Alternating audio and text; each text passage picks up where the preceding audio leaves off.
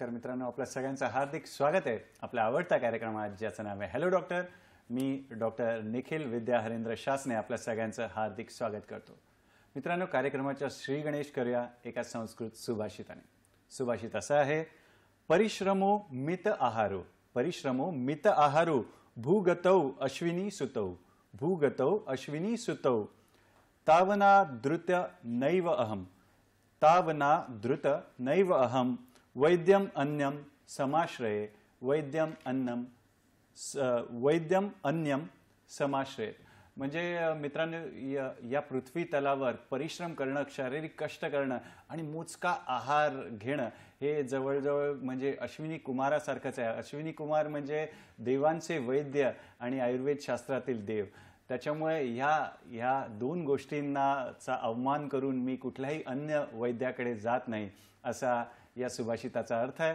आणि सुभाषितात म्हटल्याप्रमाणे जे आहे शारीरिक कष्ट आपण केले पाहिजे आणि महत्त्वाचं म्हणजे जेवणाकडे, खाण्याकडे पण लक्ष असलं पाहिजे। आपण म्हणतोच की अति खाणं स्मशानात जाणं किंवा अति खाल्ल्यामुळे अपचन होतं, अतिसार होतं। तर जाणकार मित्रांनी आजचा आपला विषय ओळखलाच असेल। पाहूया आजचा आपला विषय काय। आजचा आपला विषय आहे अतिसार नियंत्रण पंधरवडा। बरोबर, आजचा आपला विषय आहे अतिसार नियंत्रण पंधरवडा, जो 28 मे ते 8 जून पर्यंत आपण साजरा करतो।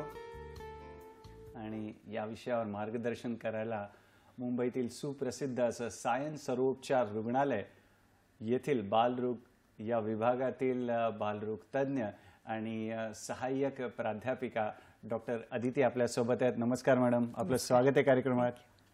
मित्रांनो, मॅडमचा तुमच्याशी परिचय करून देतो। डॉक्टर अदिती कोलते धारप, आपण बालरोग तज्ञ आहात आणि सहाय्यक प्राध्यापिका आहात, बालरोग विभाग, लोकमान्य टिळक महानगरपालिका वैद्यकीय महाविद्यालय आणि सायन सर्वोपचार रुग्णालय शिव, मुंबई येथे।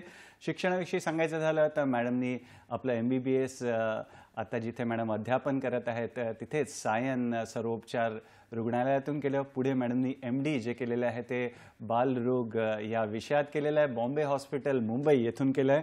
त्या पुढे जाऊन मॅडमनी पीडियाट्रिक गॅस्ट्रोएंटरोलॉजी म्हणजेच लहान मुलांचे जे पचन संस्थेच्या समस्या असतात त्याच्या उपचारांमध्ये आणि हेपॅटॉलॉजी म्हणजे यकृत विषयक ज्या समस्या असतात त्याचे उपचार, ह्या दोन विषयांमध्ये मॅडमनी फेलोशिप केलेली आहे। पुढे मॅडमनी PGPN हा जो लहान मुलांच्या आहारासंबंधितचा जी पदवी आहे ती देखील प्राप्त केलेली आहे।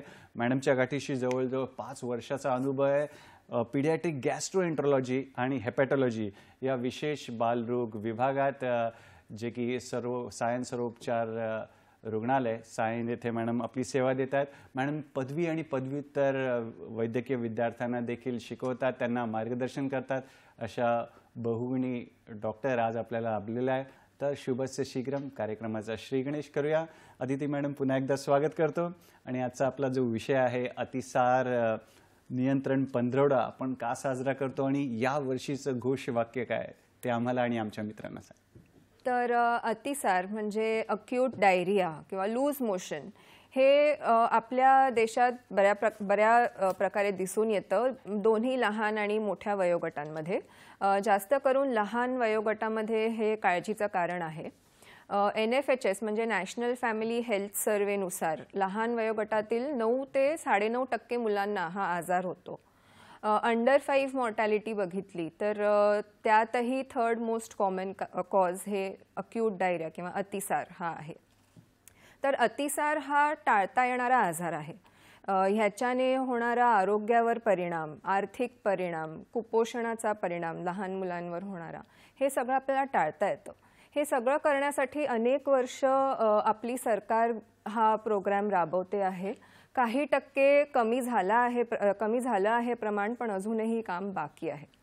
तर ह्या प्रोग्रामचा किंवा ह्या पंधरवड्याचा मेन फोकस आहे प्रिव्हेंट, प्रोटेक्ट आणि ट्रीट।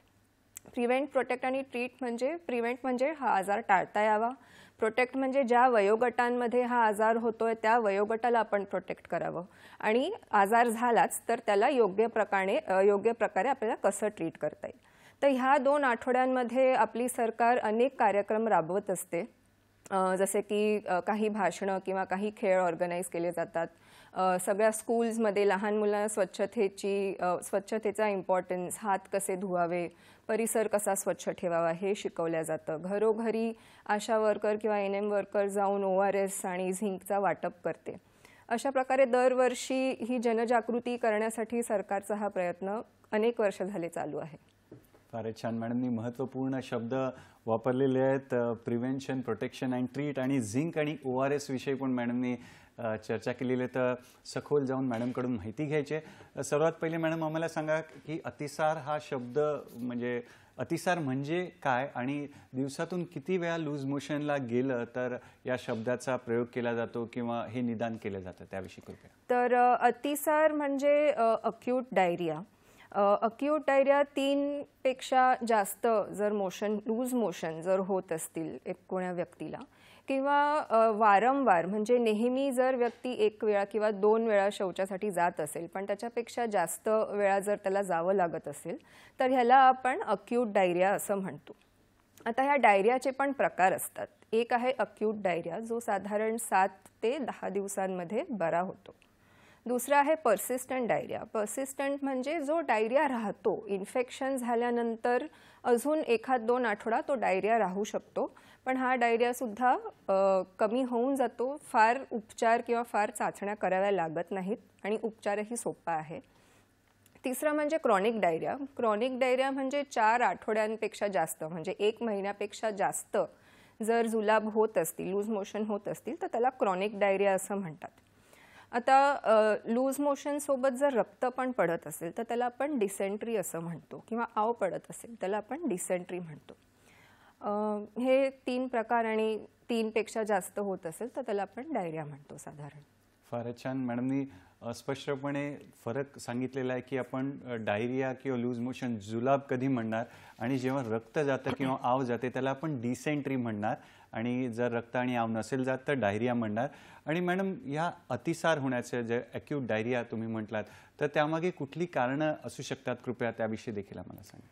तर अक्यूट डायरियाचं मोस्ट कॉमन कारण आहे विषाणू किंवा जीवाणू म्हणजे बॅक्टेरिया, व्हायरस किंवा पॅरासायटिक म्हणजे परजीवी जे असतात त्यांचा संसर्ग होणे ह्याने मोस्ट कॉमनली अक्यूट डायरिया होतो.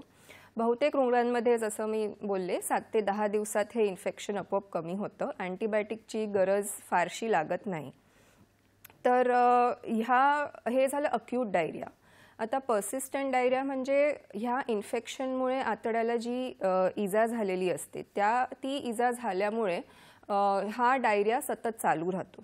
तर ह्याच्यामध्ये इन्फेक्शन क्लिअर झालेले असते पण जी इजा झाली आहे त्यामुळे डायरिया सतत चालू राहील. काही मॉडिफिकेशन्स करूनही ह्या डायरियाची ट्रीटमेंट करता येते.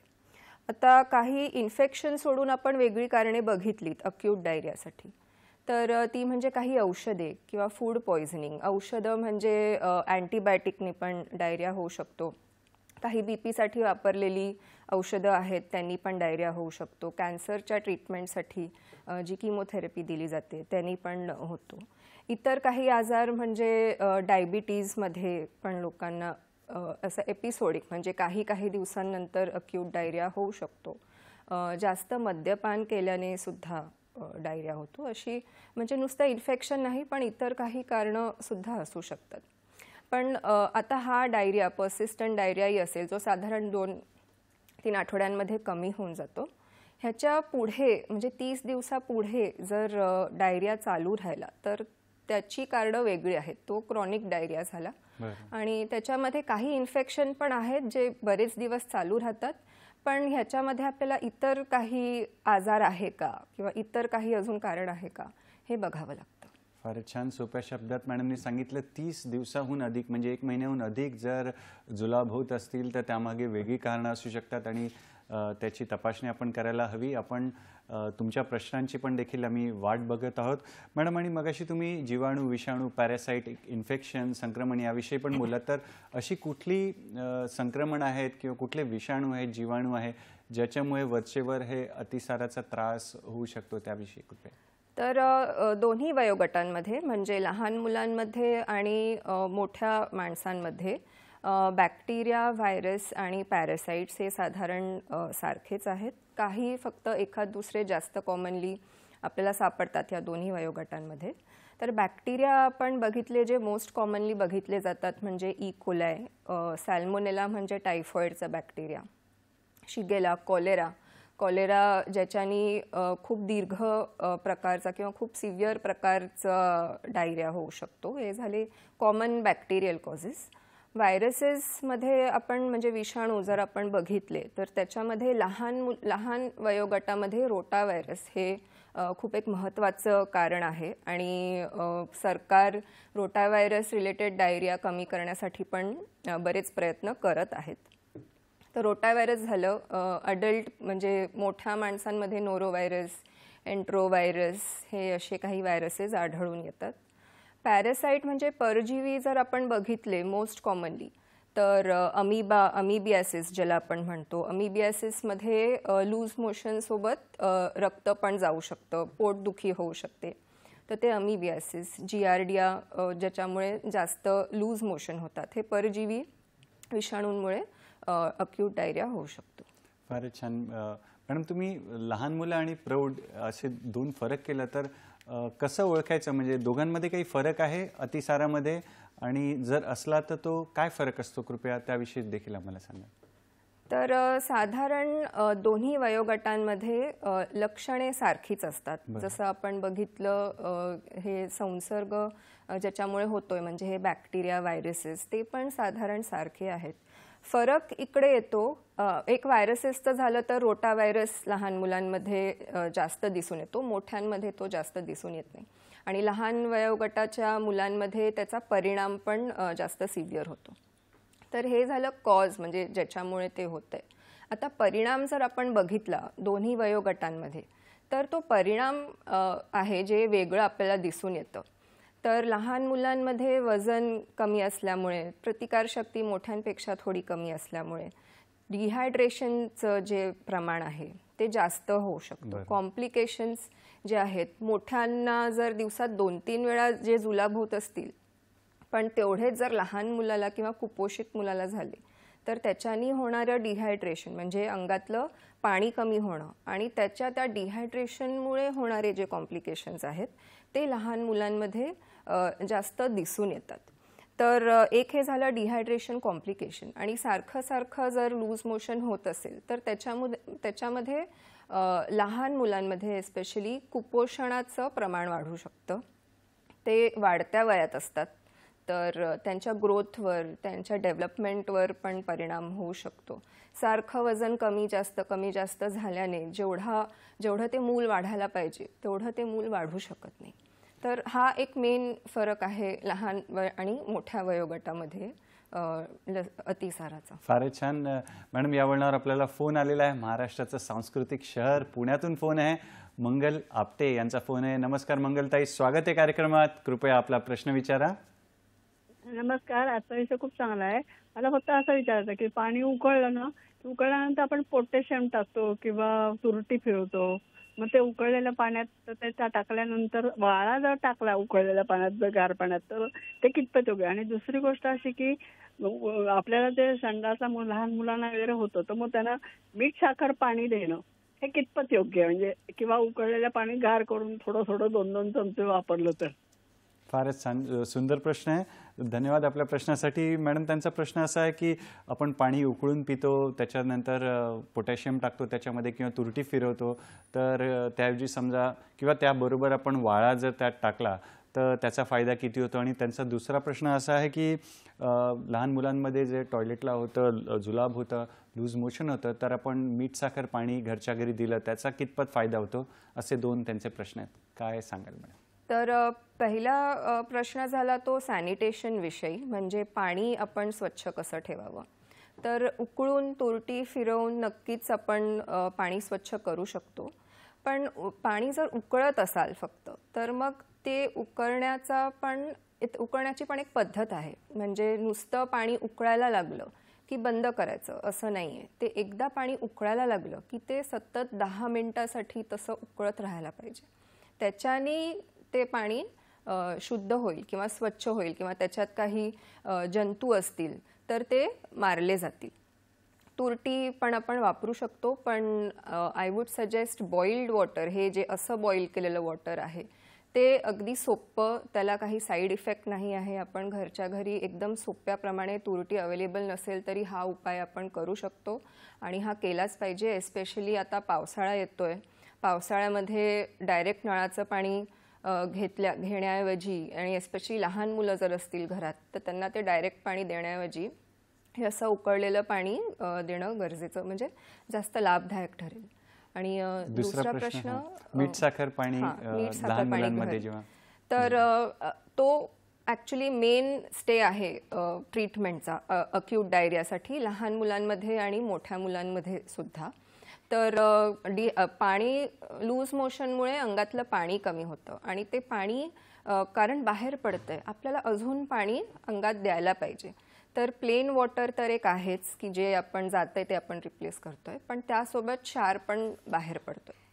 तर ते एक क्षार रिप्लेस करायसाठी आपण मीठ आणि साखर ह्या प्रमाणात आपण घरी मिक्स करून मुलांना देऊ शकतो.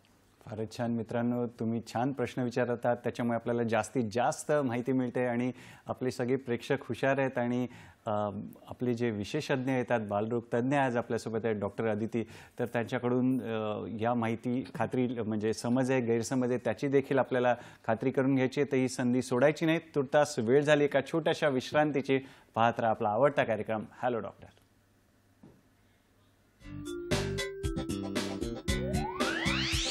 विश्रांतीनंतर पुन्हा एकदा आपलं स्वागत आहे आपल्या आवडत्या कार्यक्रमात, ज्याचं नाव आहे हॅलो डॉक्टर. आणि आज आपली चर्चा सुरू आहे अतिसार नियंत्रण पंधरवडा, जो आपण 28 मे ते 8 जूनपर्यंत साजरा करत आहोत. आणि या विषयावर मार्गदर्शन करायला मुंबईतील सुप्रसिद्ध असं सायन्स सरोपचार रुग्णालयातील बालरोग तज्ज्ञ डॉक्टर अदिती कोलते धारप आपल्यासोबत आहेत. मॅडम, पुन्हा एकदा स्वागत करतो.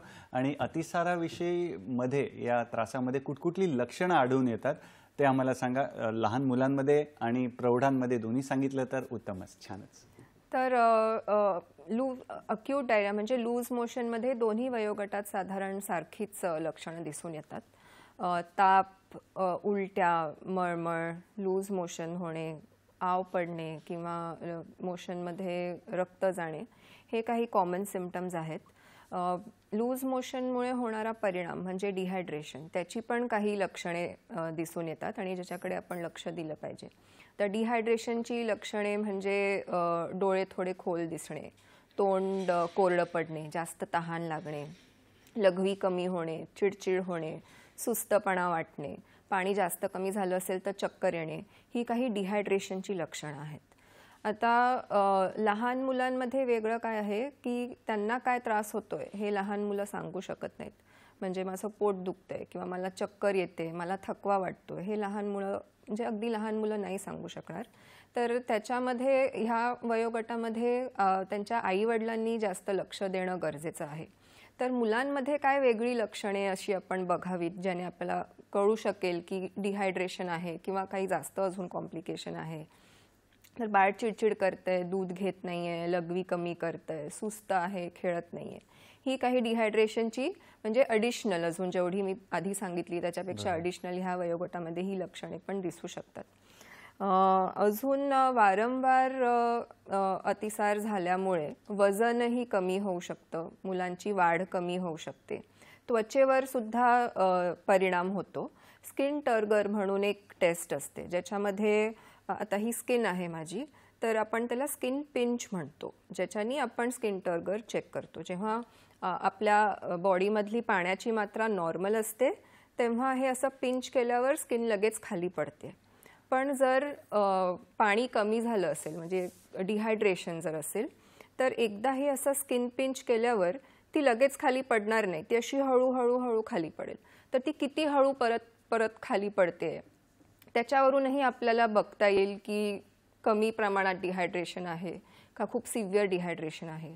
सिव्हिअर डिहायड्रेशनमध्ये कधी कधी स्किन परत खाली पडतही नाही, ती तशीच राहते, जशी आपण ओढली आहे तशीच राहते. तर that is actually a danger sign, म्हणजे अंगातलं पाणी खूप कमी झालेलं आहे. ही काही लक्षणे आपण लक्ष दिलं पाहिजे. फारच छान सहज सोप्या भाषेत मॅडमनी सांगितलं की चिमटा काढल्यावरती जी चामडी आहे, त्वचा जी आहे ती पटकन जाते का सुरकुत्या पडल्यासारखं हळूहळू पुन्हा आपल्या जे स्थिती आहे त्या स्थितीत येते. तर आपण लक्षात ठेवायला पाहिजे. या वळणावर आपल्याला बदलापूरहून फोन आहे मॅडम. अजिंक्य गुणे यांचा फोन आहे, पाहूया त्यांचा प्रश्न काय. नमस्कार अजिंक्य दादा, स्वागत आहे कार्यक्रमात. कृपया आपला प्रश्न विचारा. अतिसार नियंत्रणात ठेवण्यासाठी कोरी कॉफी पिऊन चालते का असं विचारायचं होतं. आणि पंचकर्मातील कोणत्या कर्माचा आधार घेऊन अतिसार नियंत्रणात राहू शकतो असं विचारायचं. कोरी कॉफी आणि दुसरा प्रश्न काय म्हटला? पंचकर्मातला कोणता कर्माचा आधार घेऊन होऊ शकतो नियंत्रण असं विचारायचं. बरं बरं बरं, धन्यवाद आपल्या प्रश्नासाठी. तर अतिसार होताना मॅडम कोरी कॉफी घेतात तर त्याचा कितपत फायदा होतो? आणि थोडा आयुर्वेदच्या दृष्टीने पुढचा प्रश्न आहे की अतिसारामध्ये जो आहे तो पंचकर्माचं कुठलं कर्म केलं तर फायदा होतो? मॅडम जे आहे आधुनिक शास्त्राच्या बॅकग्राऊंडचे आहेत, तर तुम्ही मॅडम पहिल्या प्रश्नाचं उत्तर दिलं तर चांगलं होईल. कोरी कॉफी तर अक्यूट डायरिया असेल तर म्हणजे जेव्हा जास्त लूज मोशन होत आहेत तेव्हा साधारण असं सांगितलं जातं की चहा आणि कॉफी ही अवॉइड करता येत असेल तर पूर्णपणे अवॉइड केलेली बरी. कोरा चहा किंवा कोरी कॉफी घेऊ शकतो एकदा थोडी इम्प्रूव्हमेंट आल्यावर. त्याच्यामध्ये साखर ॲड नाही करावी. नुसतं पाणी आणि चहा किंवा नुसतं पाणी आणि कॉफी असं घेतलं तर चालेल. पण जेव्हा जास्त लूज मोशन होत आहेत तेव्हा हे टोटली अवॉइड केलेलं जास्त चांगलं आहे. आणि जसं डॉक्टर निखिल बोललेत, मी आयुर्वेदशास्त्राचं मला एवढी काही जाणकारी नाही आहे तर मी त्या बाबतीत तुमची मदत नाही करू शकणार. मॅडमच्या पार्श्वभूमीच्या आपल्याला जास्तीत जास्त फायदा घ्यायचा आहे. बालरोग तज्ज्ञ आहेत आणि गॅस्ट्रोएंट्रोलॉजी म्हणजेच पचन बालरोगांचे जे पचन संस्था आहे त्याच्याशी निगडीत आजार किंवा हेपॅटॉलॉजी म्हणजे यकृताच्या विकारात संबंधित आपण जास्तीत जास्त मॅडमकडून ज्ञान घ्यायचं आहे. मॅडम पुढला प्रश्न तुमच्या स्पेशालिटीचा विशेषज्ञाचा आम्हाला फायदा घ्यायचा आहे की कुठल्या अशा अजून आजार आहेत इतर की ज्याच्यामध्ये अतिसारसारखी लक्षणं आम्हाला आढळून येतात किंवा ते लक्षात ठेवलं पाहिजे, त्याविषयी कृपया. तर जसं मी आधी बोलले, इन्फेक्शनमुळे होणारा जो अतिसार असतो किंवा इन्फेक्शनमुळे होणारे जे लूज मोशन असतात ते 1 आठवडा ते 10 दिवसात आपोआप कमी होतात. त्याच्या पुढे म्हणजे साधारण 1 महिन्याच्या वर जर लूज मोशन चालू राहिले तर त्याच्यासाठी काही वेगळं कारण असू शकेल का हे आपल्याला बघणं गरजेचं आहे. तर एक तर असू शकतं की आतड्यांचाच काही आजार असेल किंवा काही दुसरा आजार आहे ज्याचा परिणाम आतड्यावर होतोय आणि म्हणून लूज मोशन होत आहेत. तर आता आतड्यांचे काही आजार ज्याच्यामुळे आतड्यांचं अब्झॉर्प्शन शोषण करण्याचं जे काम असतं ते कमी होऊन जातं. छोटी आतडी किंवा मोठी आतडी त्या दोघांपैकी कोणाचं किंवा दोघांचंही काम कमी झाल्यामुळे लूज मोशन जास्त दीर्घ काळासाठी होऊ शकतात. तर त्याचे मोस्ट कॉमन आपण जे आजार बघतो म्हणजे सिलिॲक डिझीज, ज्याच्यामुळे गव्हाने त्रास होतो, गहूचा ज्याला त्रास होतो त्याला सिलिॲक डिझीज.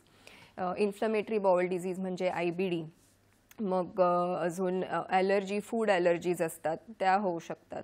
किंवा आतड्यांचा कॅन्सर, इंटेस्टिनल कॅन्सर किंवा रेक्टल कॅन्सर, ह्या कर्करोगांमध्ये जास्त काळासाठी लूज मोशन्स होऊ शकतात. हे झाले आतड्यांचे विकार. पण बाकी पण अजून काही आजार असे असू शकतात ज्यांचा परिणाम आतड्यांवर झाल्यामुळे लूज मोशन होत आहेत. तर त्याची पण अनेक कारणं असू शकतात. मोस्ट कॉमन आहे युरिन इन्फेक्शन. युरिन इन्फेक्शन झाल्यामुळे पण लूज मोशन होऊ शकतात. HIV इन्फेक्शनमध्ये असं होऊ शकतं. मग TBमध्ये असं होऊ शकतं. थायरॉईडचे काही विकार आहेत त्याच्यामध्ये असं होऊ शकतो. डायबिटीज, ज्यांना खूप वर्षांपासून डायबिटीज आहे किंवा अनकंट्रोल्ड ज्यांचा डायबिटीज आहे, हाय शुगर राहते ज्यांची, त्यांना पण लूज मोशन्स होऊ शकतात. पॅनक्रियाज म्हणून एक अवयव असतो, स्वादुपिंड, तर त्याचे पण आजार झाल्याने लूज मोशन्स होऊ शकतात. तर ह्या आजारांमध्ये जसं मी बोलले, डायरिया फक्त 1-2 आठवडे नाही तर महिनोन-महिने, कधी-कधी वर्ष पण हा डायरिया चालू राहतो. आणि मला इन्फेक्शन नाही पण मला काही म्हणजे आतड्यांचा आजार आहे हे आपण कसं ओळखावं? म्हणजे आत्ता मी जे आजार सांगितले जसे सिलिॲक डिझीज, IBD झालं, तो तशा प्रकारचा काही आजार आहे का आपल्याला हे आपण कसं ओळखावं? एक तर आहे की बरेच आठवडे झाले, बरेच महिने झाले जुलाब कमी होत नाहीयेत किंवा थांबतायत पण परत काही कारणाने परत येत आहेत, अशा प्रकारचा जर जुलाब असेल, सतत आव पडत असेल किंवा रक्त मोशनमध्ये पडत असेल, जास्त पोटदुखी होते किंवा रात्री झोपेतून उठून म्हणजे पोटदुखीमुळे झोप बिघडते किंवा मोशन करण्यासाठी झोपेतून उठावं लागतंय, हे काही असे लक्षणे असतील तर आतड्यांचा विकार असू शकतो. आणि बाकी जे आपण कारणं बघितली जसं युरिन इन्फेक्शन किंवा urine infection, HIV, thyroid, allergy वगैरे, त्याच्यामध्ये त्या आजाराचे पण आपल्याला लक्षणे दिसतात. जसं युरिन इन्फेक्शनमध्ये लघवीच्या ठिकाणी जळजळ होते, HIV सतत ताप होतो, इतर काही इन्फेक्शन्स होऊ शकतात. तर अशी बाकी काही लक्षणे पण त्याच्यामध्ये दिसून येतात. तर ह्यापैकी जर काही लक्षणे दिसली तर आपल्याला नुसतं अक्यूट डायरिया नसून काही वेगळा आजार असू शकतो, ह्याच्यासाठी पुढच्या चाचण्या केल्या पाहिजेत. फारच छान मॅडम. चाचण्यांचा तुम्ही विषय काढला तर अतिसारमध्ये आम्ही कोणत्या चाचण्या, कोणत्या तपासण्या केल्या पाहिजेत त्याविषयी सांगा, आणि कोणत्या तपासणीतून आपल्याला काय समजतं त्याविषयी देखील थोडंसं आम्हाला माहिती द्या. तर अक्यूट डायरिया होतो तेव्हा आपल्याला फारशा काही टेस्ट कराव्या नाही लागत, कारण तो 7 ते 10 दिवसांमध्ये ठीक होणारा असतो. तर तेव्हा फक्त आपण घरच्या घरी ट्रीटमेंट त्याची करता येते, काही टेस्ट नाही केल्या जात. पण जर डायरिया जास्त दिवस चालू असेल किंवा रक्त सतत पडत असेल, जास्त पोटदुखी होत असेल, असं रात्रीतून उठावं लागत असेल, तर ह्या लूज मोशन्समध्ये आपण पुढच्या चाचण्या करतो. मोस्ट कॉमनली सगळ्यात पहिले स्टूल रुटीन, ज्याला स्टूल टेस्ट आपण म्हणतो, ती केली जाते. तर त्याच्यामध्ये आपण पस सेल्स आहेत का, रक्त दिसतंय का, कधी कधी आपल्याला दिसत नाही रक्त पडलेलं, पण मायक्रोस्कोप खाली स्टूल टेस्ट केली की त्याच्यामध्ये रक्त दिसतं, तर हे मायक्रोस्कोपिक असतं, ते आपल्याला असं दिसत नाही. म्हणून तसं ऑकल्ट ब्लड किंवा RBCs आहेत का, हे आपल्याला स्टूल रुटीनमध्ये कळू शकतं. मी आधी बोलले काही इन्फेक्शन्स आहेत जे फक्त अक्यूट डायरिया नाही, पण काही आठवडे अजून तो डायरिया चालू शकतो, जसं की अमिबा झाला, जियार्डिया झाला, कॉलेरा झाला, हे पण आपल्याला स्टूल टेस्टमध्ये कळू शकतं. तर हे काही अक्यूट इन्फेक्शन्स आहेत ज्यांच्यामुळे डायरिया जास्त दिवस चालतोय, ते स्टूल टेस्टमध्ये इझिली दिसतात आणि त्याची आपण ट्रीटमेंट करू शकतो. नेक्स्ट आहे स्टूल कल्चर. तर जेव्हा अक्यूट इन्फेक्शन झालं आहे त्यानंतर अँटीबायोटिक दिलं गेलं आहे, पण अँटीबायोटिकला रिस्पॉन्स नाही आला आहे, ह्या केसेसमध्ये आपण स्टूल कल्चर करतो. कधी कधी फार उपयोगाचं नाही ठरत, पण काही जंतू जसे शिगेला, सॅल्मोनेला, हे स्टूल कल्चरमध्ये दिसून येतात. आणि एकदा ते दिसून आले की त्यांच्यावर कुठलं औषध देता येईल किंवा कुठलं अँटीबायोटिक देता येईल हे आपल्याला त्याच्यावर ठरवता येतं. आता समजा स्टूल कल्चरमध्ये पण काही नाही आलं, पण तरी इन्फेक्शनच आहे असं जर डॉक्टरला वाटत असेल तर एक स्टूल पॅनल पण करता येतं. त्या स्टूल पॅनलमध्ये अनेक बॅक्टेरिया, अनेक व्हायरस, अनेक पॅरासाइट्स म्हणजे परजीवी टेस्ट केले जातात, आणि जे जसं पॉझिटिव्ह रिपोर्ट येईल तसं आपण अँटीबायोटिक देऊ शकतो. क्रॉनिक डायरियाचं आपण बघितलं तर त्या भरपूर टेस्ट आहेत, म्हणजे जो आजार वाटतोय त्या आजारानुसार, पण साधारणपणे काही ब्लड टेस्ट, CT स्कॅन किंवा MRI, आणि एक महत्त्वाची टेस्ट म्हणजे एंडोस्कोपी. तर एंडोस्कोपीमध्ये एक दुर्बीण ज्याच्या टोकाला एक कॅमेरा आणि लाईट असतो, ती आत टाकल्या जाते, ती दुर्बीण आत टाकली जाते, आणि ती आत टाकून आपण आपली अन्ननळिका, पोट, छोटी आतडीचा काही भाग आणि मोठी आतडी याचा आपण तपास करू शकतो. आतून आपण बघू शकतो की आतडीला काय त्रास झाला आहे, आणि जर काही अबनॉर्मॅलिटी दिसत असेल तर आपल्याला तिकडून सॅम्पल्स पण घेता येतात आणि ते मायक्रोस्कोप खाली टेस्ट करून बघता येतात. काही आजार जसे celiac disease, inflammatory bowel disease, क्षयरोग, TB ह्यांचं अचूकपणे ह्या एंडोस्कोपीने निदान होऊ शकतं. आणि ह्याच्याही पुढचं जर आपण म्हटलं तर नवीन म्हणजे कॅप्सूल एंडोस्कोपी असते, ज्याच्यामध्ये एक एवढी छोटीशी गोळी ज्याच्यावर कॅमेरा असतो ती खाल्ली जाते, आणि मग ती जशी आपल्या आतड्यातून जाते पूर्ण तोंडापासून खालपर्यंत ते पूर्ण पिक्चर आपल्याला दिसू शकतं. फारच छान. कॅप्सूल एंडोस्कोपी विषयी आपल्याला माहिती मिळाली. एंडोस्कोपी आणि वेगवेगळ्या ज्या शौचाच्या वेगवेगळ्या चाचण्या त्याविषयी देखील माहिती दिली मॅडमने. मॅडम, या वळणावर आपल्याला फोन आहे, बीडहून फोन आहे, ज्ञानेश्वर नागरे यांचा फोन आहे. पाहूया त्यांचा प्रश्न काय. नमस्कार ज्ञानेश्वर दादा, स्वागत आहे कार्यक्रमात. कृपया आपला प्रश्न विचारा. नमस्कार सर. डॉक्टर मॅडमचे आणि तुमचे सर खूप खूप धन्यवाद. माझा प्रश्न असा आहे सर की अतिसार नियंत्रणात आणण्यासाठी आणि आपण आहार कुठला घेतला पाहिजे आणि कुठली पथ्ये पाळली पाहिजे? फारच सुंदर असा प्रश्न आहे मॅडम. आहाराविषयी त्यांचा प्रश्न आहे की अतिसार नियंत्रणात कसा ठेवूया आपण आहाराने आणि कुठली पथ्य पाळली पाहिजे त्याविषयी. तर अक्यूट डायरिया जेव्हा खूप जास्त लूज मोशन्स होत आहेत, अगदी महत्त्वाचा प्रश्न आहे ॲक्च्युली ज्ञानेश्वरजी. तर लूज मोशन्स जेव्हा जास्त प्रमाणात होत असतील त्यावेळी एकदम ब्लँड, जास्त मसालेदार नसलेला साधा आहार घ्यावा. हा आहार म्हणजे आपण खिचडी, त्याच्यात थोडं तूप किंवा तेल टाकून किंवा केळीचं शिकरण करून किंवा दूध भात किंवा दही भात असा साधा आहार घ्यावा. एकदा काय लूज मोशन इम्प्रूव्ह व्हायला लागले मग त्यानंतर हळूहळू तुम्हाला जसं जमतंय तसं तुम्ही बॅक टू युअर युज्युअल जो आहार आहे तुमचा तो घेऊ शकता. आता काही पथ्य पाळायची म्हटली तर जास्त मसालेदार खाऊ नये, फ्राईड जे काही असेल ते खाऊ नये, बाहेरचं नक्कीच खाऊ नये, पॅक्ड फूड किंवा पॅक्ड ज्युसेस जे असतात ते पण अवॉइड केले पाहिजे. जेव्हा जास्त लूज मोशन्स होत आहेत तेव्हा चहा कॉफी अवॉइड केलेली पण बरी, मद्यपान पण अवॉइड केलं पाहिजे. फारच छान सुंदर मार्गदर्शन करतात डॉक्टर अदिती. मित्रांनो, इथे वेळ झाली एका छोट्याशा विश्रांतीची. पाहत राहा आपला आवडता कार्यक्रम हॅलो डॉक्टर, फक्त आणि फक्त दूरदर्शनच्या सह्याद्री वाहिनीवर, प्रत्येक घरासाठी, घरातल्या प्रत्येकासाठी. विश्रांतीनंतर पुन्हा एकदा आपलं स्वागत आहे आपल्या आवडत्या कार्यक्रमात ज्याचं नाव आहे हॅलो डॉक्टर. आणि आज आपली चर्चा सुरू आहे अतिसार नियंत्रण पंधरवडा या विषयावर. आणि आपल्याला मार्गदर्शन करायला मुंबईतील सुप्रसिद्ध असं सायन्स सर्वोपचार रुग्णालयातील बालरोग तज्ज्ञ डॉक्टर अदिती कोलते धारप आपल्यासोबत आहेत.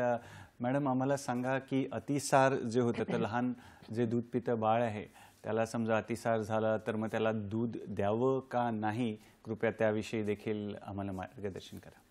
तर अगदी लहान मुलांना सुद्धा अतिसार होऊ शकतो, म्हणजे अगदी अर्भक बाळापासून 1 वर्ष आणि पुढे सुद्धा.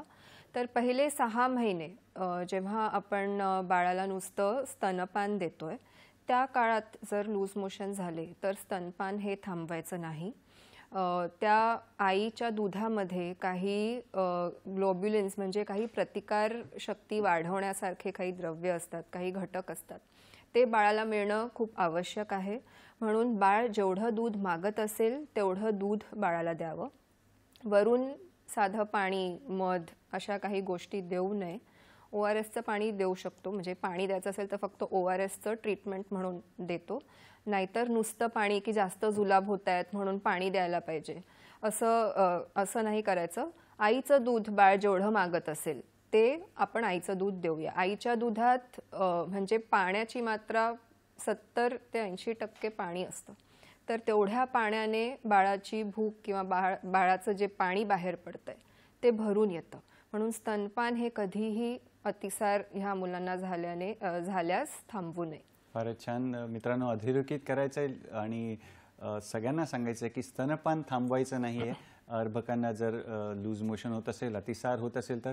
मॅडम, पुढला प्रश्न, गर्भवती स्त्रियांना जर समजा अतिसार झाला तर अशा स्थितीमध्ये काय विशेष काळजी घ्यायची त्याविषयी कृपया सांगा मला. विशेष असं काही नाही आहे, म्हणजे जी काळजी आपण घेऊ तशीच काळजी गर्भवती स्त्रीने घ्यायला पाहिजे.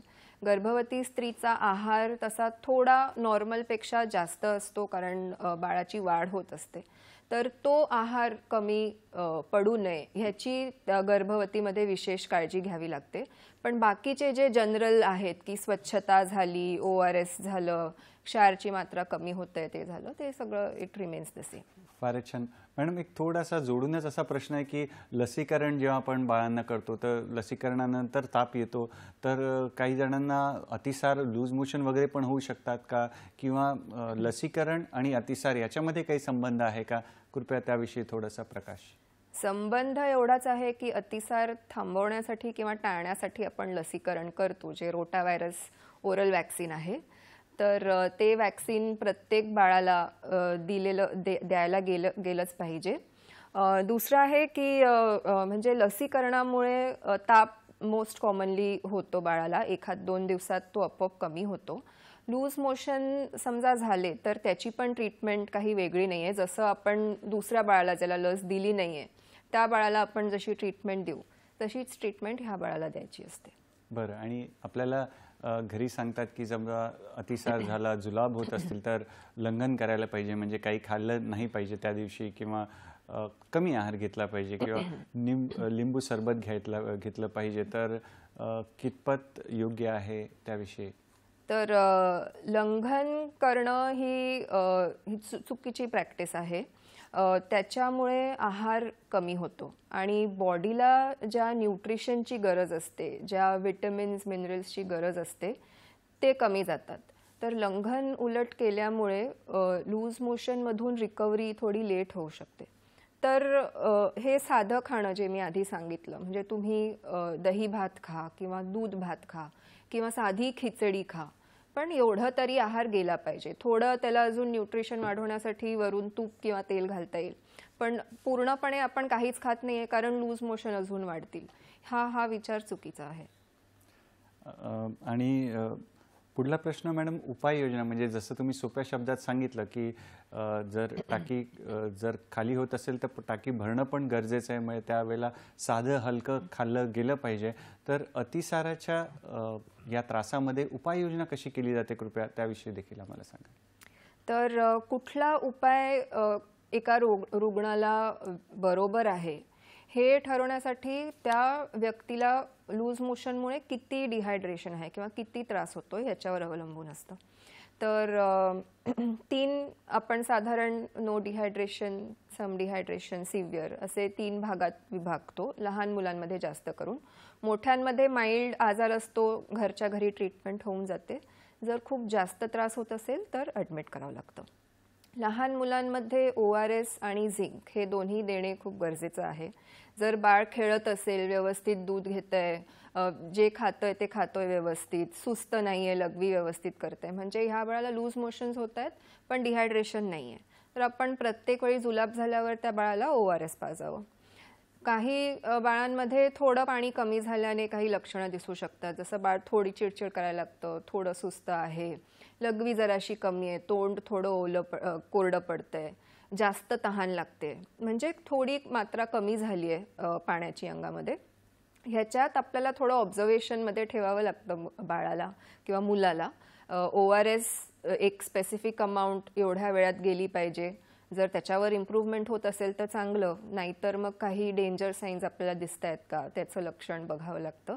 आणि काही बाळ ज्यांच्यामध्ये खूप जास्त त्रास होतोय, म्हणजे ते बाळ एकदम सुस्त आहे, जास्त झोपतंय, काहीच खात पित नाहीये, लघवी होत नाहीये किंवा अकडी येते काही मुलांना, असं काही झालं तर त्याला सिव्हिअर डिहायड्रेशन आणि काही कॉम्प्लिकेशन्स होऊ शकतात.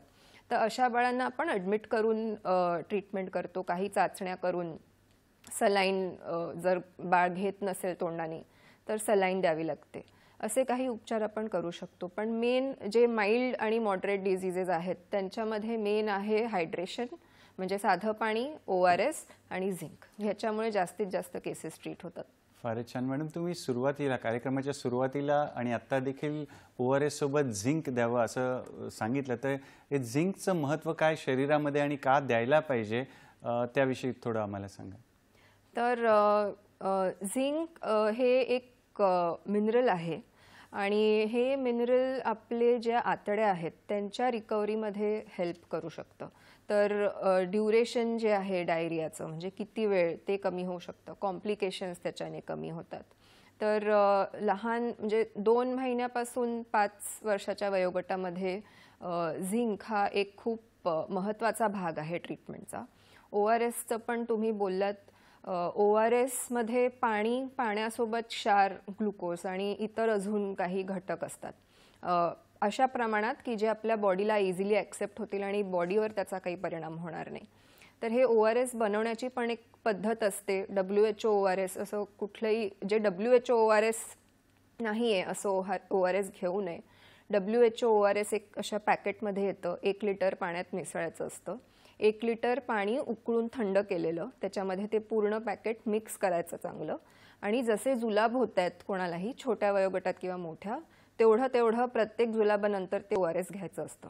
24 तासाच्या वर जर त्या 1 लिटरमधलं काही प्रमाण बाकी असेल तर तो काढून परत नवीन ORS दुसऱ्या दिवशी बनवायचा.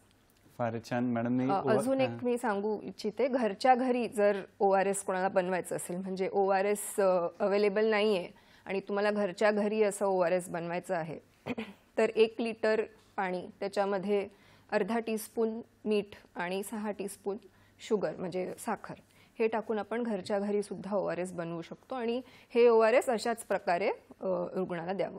फारच छान मॅडम. प्रमाण पुन्हा एकदा आम्हाला सांगा की पाणी किती आणि अर्धा चमचा आपलं जे मीठ आणि 6 चमचे साखर, पाणी किती घ्यावं? 1 लिटर. 1 लिटर पाणी.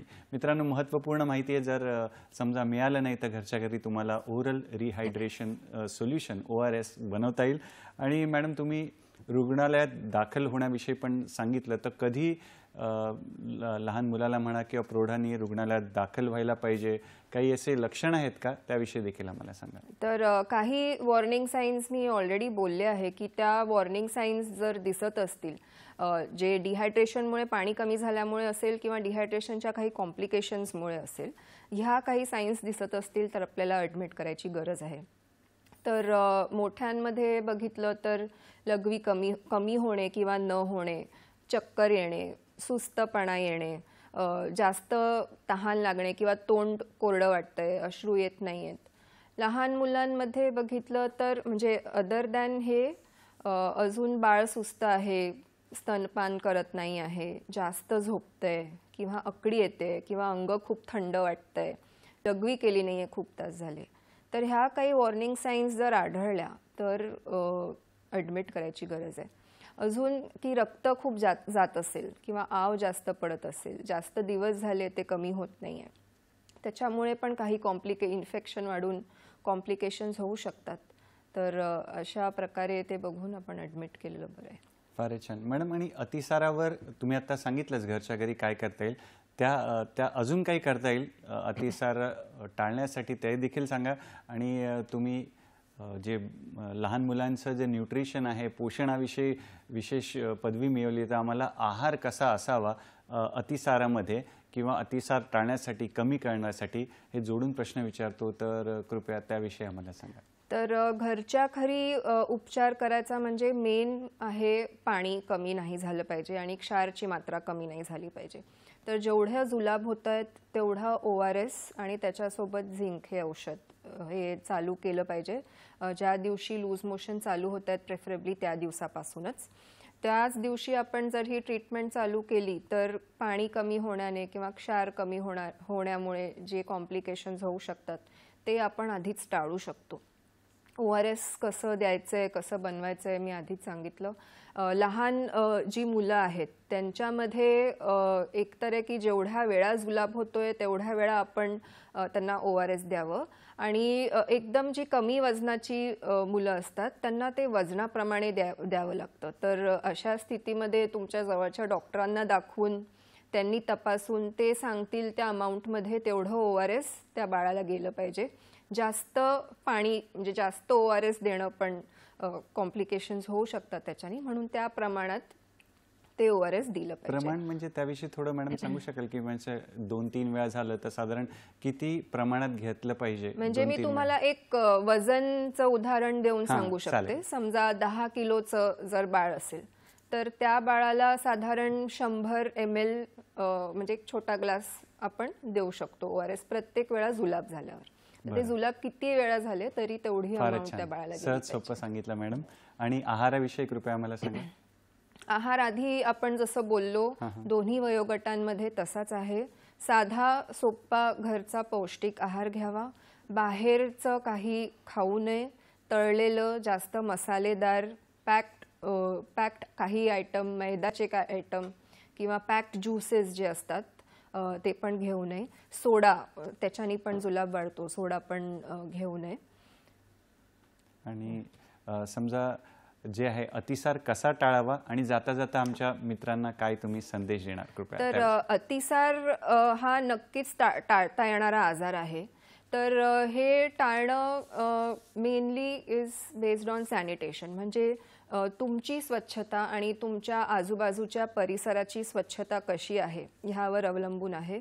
तर 3 C's आपण म्हणतो, क्लीन हँड, क्लीन एन्व्हायरमेंट आणि क्लीन कंटेनर. क्लीन हँड म्हणजे जेवताना किंवा जेवण बनवताना हात साफ असले पाहिजे, कधीही खाताना हात साफ असले पाहिजे. ज्याच्यात आपण जेवण बनवतोय, ज्याच्यात जेवण खातोय ती भांडी म्हणजे क्लीन कंटेनर, ती सगळी भांडी क्लीन पाहिजे.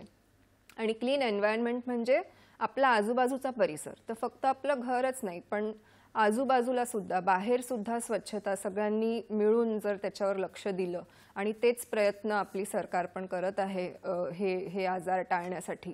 तर जर आपण सगळ्यांनी मिळून हे स्वच्छता राखण्याचा जर आपण परिक्रम उचलला तर नक्कीच हा टाळता येईल. दुसरं आहे, मी जसं आधी बोलले, मॉन्सून म्हणजे पावसाळ्यात पाण्याकडे, जेवणाकडे लक्ष द्यावं. बाहेरून आपण भाज्या आणतोय, धान्य आणतोय, ते स्वच्छपणे वापरायच्या आधी धुवून घ्यावेत. असे काही म्हणजे सोपे उपाय आहेत. सोपे उपाय करून आपण नक्कीच हा आजार टाळू शकतो. आणि एका वाक्यात जर काय समजा टेक होम मेसेज द्यायचा असेल, संदेश द्यायचा असेल तर काय देणार म्हणे? संदेश हाच की अतिसार हा टाळता येणारा आजार आहे. ह्याच्यामुळे जो आरोग्यावर परिणाम होतो, आर्थिक परिणाम होतो, हा आपण नक्कीच टाळू शकतो.